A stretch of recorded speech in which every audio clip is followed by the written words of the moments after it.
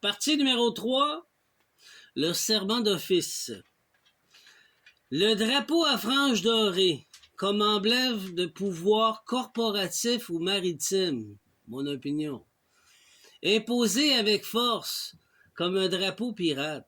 C'est la même chose. Au service d'intérêts privés plutôt qu'au peuple. L'Isle of the Man.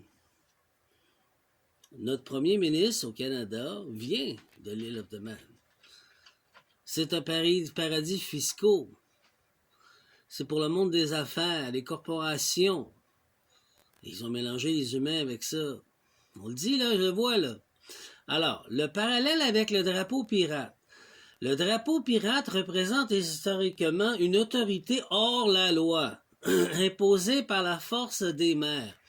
Dans ta lecture, le drapeau de frange dorée serait un symbole de pouvoir maritime corporative qui ne représente pas la volonté populaire, donc du peuple, mais celle des institutions ou des intérêts privés. Oui, ce que la Grande-Bretagne veut, ce que l'Isle of the Man veut, le roi Charles veut, qui est un des représentants, même un chef ou un responsable premier degré de la franc-maçonnerie, mesdames et messieurs.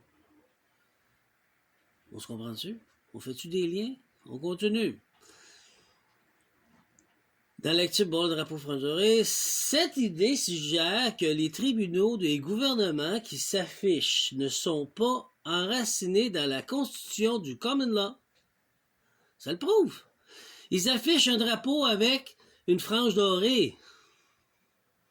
Québec, Canada, États-Unis, dans des journées spéciales. Ils sont tous unis là, avec le Commonwealth. C'est eux autres qui mettent. Bon, on continue. Mais dans une logique contrat commercial, tout à fait. Ils prennent nos biens, ils prennent nos ressources naturelles pour eux. C'est du commerce qu'ils font. Rien pour le peuple et les esclaves en les taxant et les imposant. C'est du commerce. Ne pas me dire le contraire. Où le citoyen devient une entité juridique ou voire une marchandise. Un esclave. Le permis de travailler, il faut payer pour travailler. Ben oui, tu payes des impôts si tu travailles. Tu ne veux pas travailler, ben tu payes pas d'impôts. Ben là, pourquoi faudrait que je paye de travailler? Pour gagner ma vie, t'as pas le droit. Les droits, l'humain, la Constitution, t'as pas le droit de faire ça, mais ils le font. Le droit de l'amirauté et des corporations, les droits maritimes, régit des relations commerciales en mer, le contrat, la cargaison et l'assurance. Certains affirment que l'État moderne fonctionne comme des corporations enregistrées et que les citoyens sont traités comme des actifs ou des sujets contractuels, non comme un être souverain. Non, ils ne reconnaissent pas.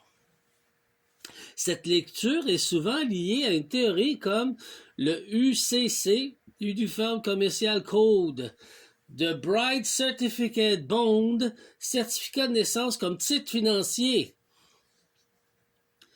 Ton acte original, ils le gardent. Ils te font un certificat, une copie conforme. Tu deviens de la marchandise. Tu t'es vendu. C'est plate, mais c'est ça qu'ils font. OK, bon. La personne juridique fictive, le nom en majuscule comme entité commerciale. T'es considéré mort. En lettres majuscules. Permis de conduire, assurance maladie, certificat de naissance, tout en lettres majuscules. T'es considéré mort. T'es comme une pierre tombale. Ce que disent les institutions officielles, les tribunaux rejettent cet argument comme non fondé en droit. Le drapeau en frange dorée est considéré comme décoratif. Sans effet sur la juridiction ou droit, le citoyen est jugé selon le code civil ou pénal, et non comme une entité maritime ou commerciale. Ton affirmation ou une critique du pouvoir, tu dis, en substance, ce drapeau est un signal. Il montre ce qui l'affiche ne servent pas le peuple, mais un système de contrôle fondé sur le commerce, la force et la fiction juridique. Comprenez-vous? Ça, c'est mon opinion. Et je vous en parle. Bon, les franges dorées sur les uniformes britanniques. Oh! Qu'est-ce qu'il dit? Je fais un lien. Je fais un lien. Ça vient de là. Notamment les épaulettes. Vous savez, les épaulettes des militaires en rouge des uniformes généraux étaient bien présents aux autours de 1763, période charnière marquée par le traité de Paris et la prise officielle du Canada par la couronne britannique, British, qui portait, c'est l'heure du tea, let's get some tea, on va parler québécois avec les Canadiens, let's get some tea, qui portait les franges dorées. Les généraux et officiers supérieurs de l'armée britannique portaient des épaulettes à franges dorées pour marquer leur garde élevée et leur autorité impériale maritime. OK? Cette frange était souvent associée à un uniforme de parade utilisé pour cérémonies, inspections, représentations diplomatiques. Signification symbolique, les franges dorées n'étaient pas un ornement textile, mais elles représentaient souvent la souveraineté militaire, la hiérarchie impériale et parfois même la présence divine.